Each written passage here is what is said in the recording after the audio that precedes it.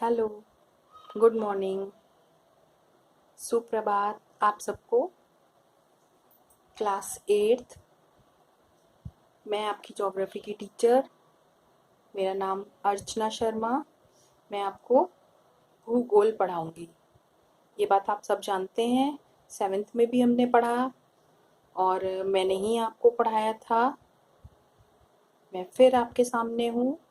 बच्चों, हम उम्मीद तो ऐसी करते थे कि जब हमारा नया सेशन खुल जाएगा तो हम सब आमने सामने होंगे, लेकिन कुछ परेशानियों की वजह से फिर से दोबारा कोविड-19 बढ़ने की वजह से हम लोगों को एक बार फिर से इसी तरीके से पढ़ना पड़ रहा है।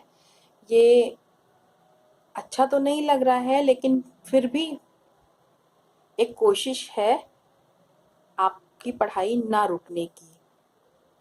हम सब चाहते हैं कि आप लोगों की पढ़ाई ना रुके, इसलिए जब तक स्कूल नहीं खुलते हैं हम ईश्वर से प्रार्थना करेंगे कि सब चीज़ें अच्छी हो जाएं।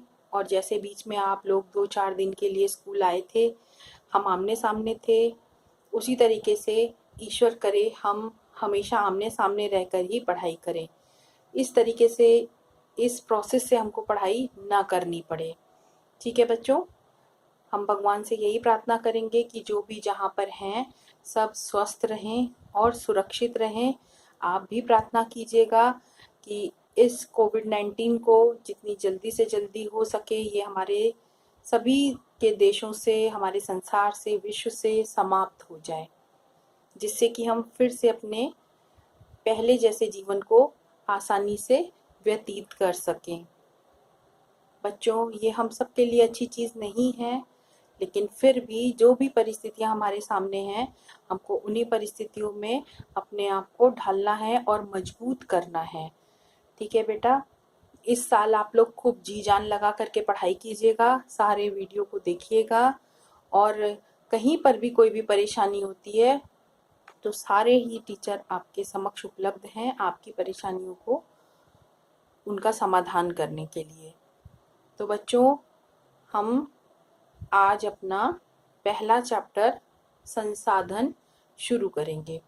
आप क्लास एट्थ में हैं और आपकी भूगोल की बुक में आपका प्रथम पाठ या पहला लेसन संसाधन है। ठीक है, आप लोगों के पास अभी हो सकता किताबें ना हो, तो कोई घबराने की बात नहीं है, घबराने की ज़रूरत नहीं है।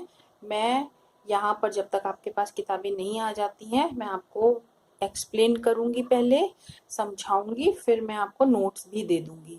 ठीक, और कोशिश करूँगी कि जो मैं समझाती जा रही हूँ उसको मैं आपको लिख कर भी बता दूँ और आप भी उस चीज़ों को अपनी कॉपी पर लिख लेंगे। आप एक कॉपी बनाएंगे, ठीक है, एक कॉपी आपको क्लास वर्क कॉपी बनानी है। हम उम्मीद यही करते हैं बेटा कि हम लोग आमने सामने इस तरीके से पढ़ाई ना करें, हम क्लास में रह करके पढ़ाई करें।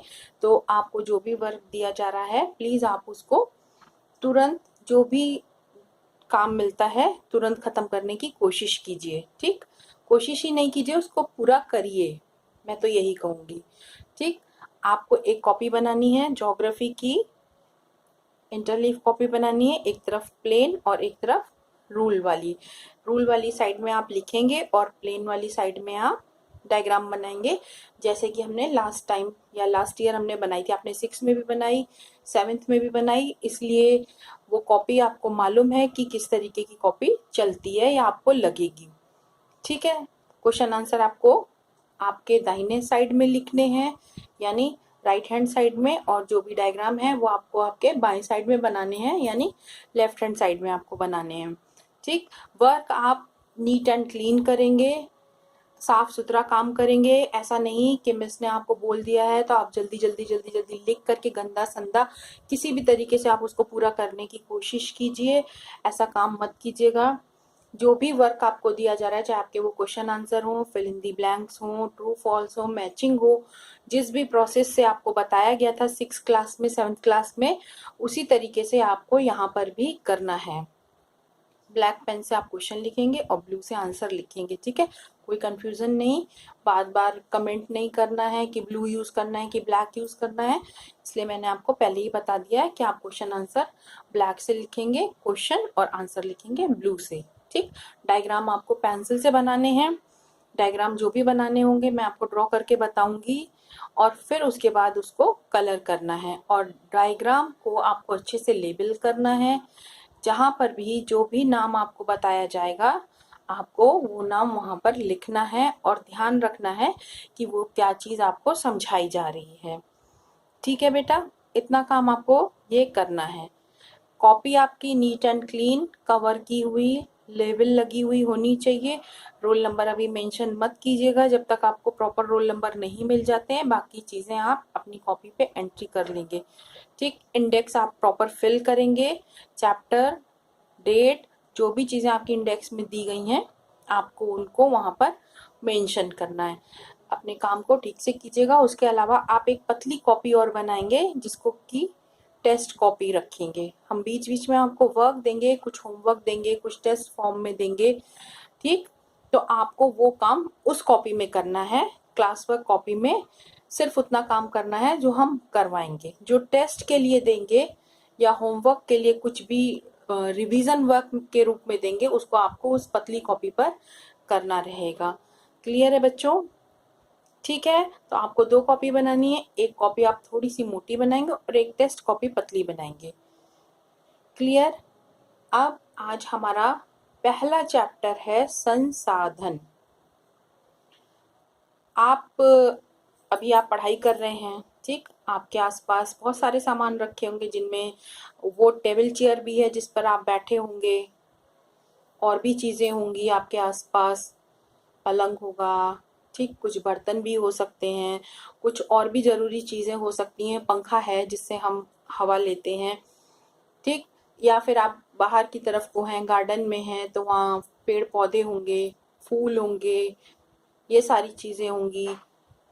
ठीक, ये सारी चीज़ें, वस्तुएं हमारे आसपास हैं, हमें दिखती हैं, हम इन्हें देख सकते हैं और हम इनका उपयोग अपने लिए करते हैं। कर रहे हैं ना, आप उस टेबल पर बैठे हैं, आप टेबल के ऊपर रखकर काम कर रहे हैं, चेयर पर बैठे हैं, आप उनका यूज कर रहे हैं ना। क्लियर है? हम उन चीजों को यूज कर रहे हैं। और भी उसके अलावा भी बहुत सारी चीजें, जैसे बस है, ट्रेन है, पानी है, पेड़ हैं, पहाड़ हैं, नदियां हैं, ठीक, ये सारी भी चीजें हैं। आपकी सड़क है, रेल की पटरी है, ट्रेन है, हवाई जहाज है, हवा है जिसके थ्रू हम ऑक्सीजन ले रहे हैं, ये सारी चीजें, पुल हैं, पुल मीन्स ब्रिज जिस पे से हम लोग चढ़ते उतरते हैं, सीढ़ियां हैं, ये सारी चीजें हमारे आसपास हैं और हम इन चीजों का उपयोग करते हैं हमारे दैनिक जीवन में। दैनिक मतलब रोज के जीवन में। ठीक है बेटा, दैनिक मीन्स रोज, जो हमें रोज रोज हमारे कामों को पूरा करने में हमारी हेल्प करते हैं। इन सब चीजों का हम उपयोग करते हैं ना, बर्तन यूज करते हैं हम खाना खाने के लिए, आपने ग्लास यूज किया पानी पीने के लिए। क्लियर? तो ये सब काम हम करते हैं और इन वस्तुओं को उपयोग करते हैं। जो भी चीजें, जैसे रिक्शे पे बैठ के हम कहीं बाहर जा रहे हैं, ठीक है ना, तो ये जो चीजें हैं ये सब हमारे दैनिक आवश्यकताओं को पूरा करती हैं। इन सबको हम क्या कहते हैं? संसाधन कहते हैं। ठीक, क्या कहते हैं? संसाधन कहते हैं। साधन, साधन मतलब कोई भी चीज जिसको कि हम उपयोग कर सकते हैं। साधन होती है जिसके द्वारा हम अपना कोई काम पूरा कर सकते हैं। क्या होती है वो? साधन। हमारे आसपास जो भी वस्तुएं हैं, अभी मैंने आपको बहुत सारे नाम गिनाए, रिक्शा है, पीने का पानी है, ठीक, आप स्कूल जाते हैं, आप साइकिल से जाते हैं अगर, तो वो साइकिल भी है। हम जिस टेबल चेयर पर बैठ के खाना खाते हैं या अपना वर्क पूरा करते हैं, पढ़ाई करते हैं, जिस बेड पे हम सोते हैं, वो भी सारी चीजें हैं। ये सब मिल करके हमारी रोजमर्रा की जरूरतों को पूरा करते हैं। ठीक, इनको हम क्या कहते हैं? संसाधन। मीन्स संसाधन की डेफिनेशन अगर हम कहें या परिभाषा कहें कि हम संसाधन किसे कहते हैं, तो संसाधन हम किसको कहते हैं? वो सभी वस्तुएं जो कि प्रकृति में विद्यमान है या प्रकृति द्वारा हमको दी गई हैं, प्रदान की गई हैं, और वस्तुओं के द्वारा हम अपनी दैनिक आवश्यकताओं यानी रोजमर्रा की जरूरतों को पूरा करते हैं, वो वस्तुएं क्या कहलाती हैं? संसाधन कहलाती हैं। ठीक है, संसाधन केवल वही वस्तुएं कहलाएंगी जिनके द्वारा आप अपनी आवश्यकताओं को पूरा करते हैं। अगर कोई वस्तु ऐसी है जो प्रकृति में तो विद्यमान है, लेकिन वो हमारी किसी भी आवश्यकता को पूरा नहीं करती है, तो हम उसको संसाधन नहीं कहेंगे। क्लियर? जो वस्तु हमारी आवश्यकता को पूरा करती है और प्रकृति द्वारा प्रदत्त है, यानी प्रकृति द्वारा हमें उपहार में दी गई है, तो वो वस्तु क्या कहलाएगी? संसाधन कहलाएगी। लेकिन अगर कोई वस्तु ऐसी है जो प्रकृति द्वारा तो दी गई है, लेकिन उससे हमारी किसी भी आवश्यकता की पूर्ति नहीं होती है, तो वो क्या कहलाएगी? संसाधन नहीं कहलाएगी। जैसे एग्जाम्पल आप लीजिए, कोयला। कोयला हमारी पृथ्वी पर पहले भी रहा होगा। आज हम कोयले का उपयोग करते हैं। हमारा स्टीम इंजन था, वो कोयले से चलता था। ठीक है, उसके बाद में बिजली की, डीजल की बहुत सारी ट्रेनें आई, लेकिन शुरुआत हमारी वहीं से हुई थी।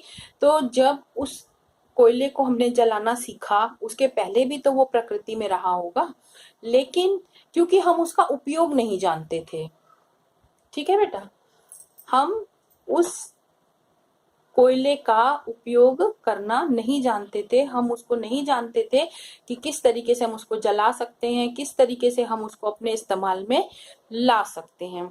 ठीक है, जब तक वो हमारे उपयोग का नहीं था या हमारी किसी भी जरूरत को या आवश्यकता को वो पूरा नहीं कर रहा था, तब तक वो हमारे लिए संसाधन नहीं था। क्लियर? लेकिन जब हमने उसको जलाना सीख लिया, हमने उसको उपयोग करना सीख लिया, हमें ये समझ में आ गया कि इसके प्रयोग से हम अपनी कौन कौन सी आवश्यकताओं को पूरा कर सकते हैं, तो वही कोयला हमारे लिए क्या बन गया? संसाधन बन गया। अब हम उसको क्या कह सकते हैं? संसाधन कह सकते हैं। अब देखिए, कुछ संसाधन ऐसे होते हैं जिनका मूल्य होता है। ठीक है, मूल्यवान होते हैं। मूल्यवान मतलब आर्थिक रूप से उनका मूल्य होता है। मूल्यवान तो हमारे लिए सभी संसाधन हैं, सभी की कीमत अपनी अपनी जगह पर बहुत है, क्योंकि वो प्रकृति से हमें मिले हुए हैं, हम उनका मूल्य नहीं निकाल सकते। लेकिन कुछ ऐसे संसाधन हैं जिनका आर्थिक मूल्य होता है। आर्थिक मतलब कि उनको हम पैसा दे करके प्राप्त कर सकते हैं, और कुछ ऐसे संसाधन होते हैं जिनका आर्थिक मूल्य नहीं होता है। ठीक है, तो एक ऐसे संसाधन जिनका आर्थिक मूल्य होता है और दूसरे ऐसे संसाधन जिनका आर्थिक मूल्य नहीं होता है। अब आप कहेंगे आर्थिक मूल्य। आर्थिक मूल्य मीन्स वो संसाधन जिनको इस्तेमाल करने के लिए हमको उनके बदले में पैसा देना पड़ता है या उनका भुगतान करना पड़ता है। ठीक है, समझ में आ गई आपको बात? जैसे कि आप कोई धातु खरीदने जाइए, मान लीजिए सोना ही है, हम सोना खरीदने गए, तो हमको सोने की कीमत देनी पड़ती है, हम उसका भुगतान करते हैं, तब उसके बदले में हमको सोना प्राप्त होता है। ठीक है, तो सोना कैसा हो गया? आर्थिक मूल्य वाला संसाधन हो गया। कोई रसायन हो गया, अगर हम उस रसायन को खरीदते हैं या लेते हैं, तो उसके बदले में उसकी हमको कीमत देनी पड़ती है। ठीक, और इसी तरीके से जो आर्थिक मूल्य वाले संसाधन नहीं हैं, उनमें आपके पहाड़ हैं। हम बाहर निकलें, किसी पहाड़ी क्षेत्र में हो और हमको पहाड़ देखना हो, तो हमको उस पहाड़ को देखने के लिए कोई भी आर्थिक मूल्य नहीं चुकाना पड़ता। या नदी का पानी है, नदी का पानी भी संसाधन है, क्योंकि हम उसको अपने पीने में और दूसरी चीजों में इस्तेमाल करते हैं। लेकिन नदी के पानी को देखने के लिए या छूने के लिए हमको उसको कोई आर्थिक मूल्य हमको उसका नहीं भुगतान करना पड़ता है। ठीक है, तो कुछ संसाधन ऐसे होते हैं जो आर्थिक मूल्य वाले होते हैं और कुछ संसाधन ऐसे होते हैं जिनका कोई आर्थिक मूल्य नहीं होता है। तो आपने आज संसाधन पढ़ा। संसाधन क्या होता है? संसाधन वो प्रकृति से प्राप्त वस्तुएं हैं जिनका उपयोग हम अपनी आवश्यकताओं की पूर्ति के लिए करते हैं। ठीक है, या सरल भाषा में हम ये भी कह सकते हैं कि जिन वस्तुओं से जो कि हमें प्रकृति से मिली हैं, जिन वस्तुओं से हमारी किसी भी आवश्यकता की पूर्ति होती है, वो हमारे लिए संसाधन होती हैं। ठीक। और संसाधन कुछ ऐसे होते हैं जिनमें कुछ वस्तुएं मूल्यवान होती हैं, यानी आर्थिक मूल्य की होती हैं, और कुछ का मूल्य आर्थिक रूप से नहीं होता है। ठीक है बच्चों, आज हम इतना ही पढ़ेंगे। इसके आगे का हम नेक्स्ट वीडियो में आपको बताएंगे। प्लीज इसको अच्छी तरीके से सुन लीजिएगा और समझ लीजिएगा। मैं उम्मीद करती हूँ कि यहाँ तक आपको समझ में आ जाएगा, लेकिन प्लीज वीडियो जरूर देखिएगा बेटा, नहीं तो फिर आगे का आपको कुछ भी समझ में नहीं आएगा। आगे पढ़ेंगे तो आपको परेशानी होगी और हमको भी पढ़ाने में परेशानी होगी। ठीक है, इसलिए प्लीज आप लोग इसको देखेंगे, समझेंगे, और कोई प्रॉब्लम होती है तो आप कमेंट बॉक्स में अपनी बात को पूछ सकते हैं। Thank you, bye.